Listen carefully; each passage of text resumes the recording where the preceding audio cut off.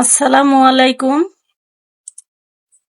ধুন্দুল টেংরা মাছ তরকারিটা কিভাবে রান্না করেছি চলুন দেখে আসি।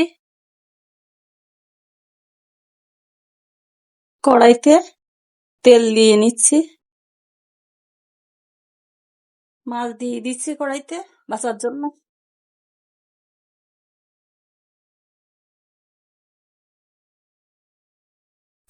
মাছগুলো উঠাই নেব।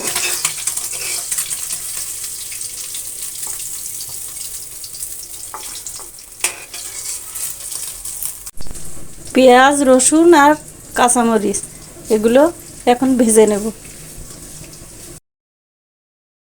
পরিমাণ মতো লবণ আর পরিমাণ মতো হলুদ দিয়ে দিচ্ছি।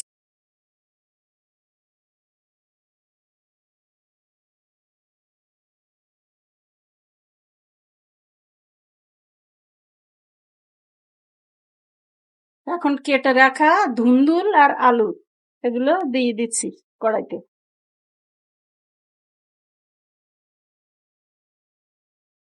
তরকারিটা ভালোভাবে কষাবো। ধুন্দুল থেকে সবসময় পানি বাইর হয়। মশলাটা মিশাই নিয়ে ঢাকনা দিয়ে ভেজে দেবো।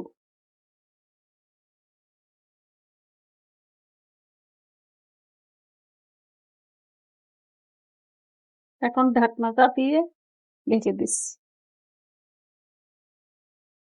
দেখুন ধুন্দুল থেকে কতটা পানি বাইরেছে, এখনো বাইর হবে পানি।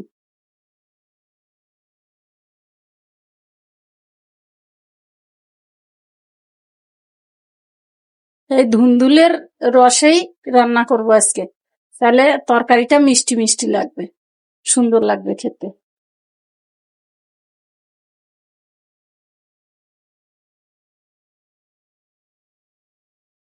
তরকারিতে এখন ভাজা মাছগুলো দিয়ে দিচ্ছি।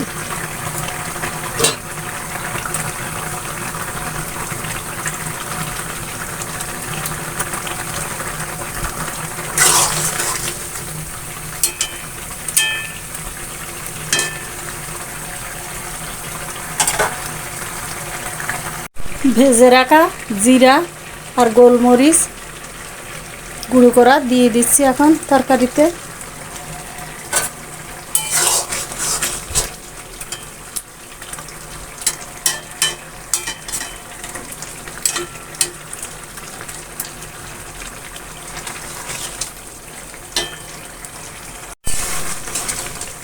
তরকারি রান্না হয়ে গেছে, এখন চুলা বন্ধ করে দিচ্ছি। ধুন্দুল দিয়ে টেংরা মাছের তরকারি আমাদের রান্না হয়ে গেছে। দেখলেন তো কিভাবে রান্নাটা করলাম। আজ এ পর্যন্তই। আল্লাহ হাফেজ।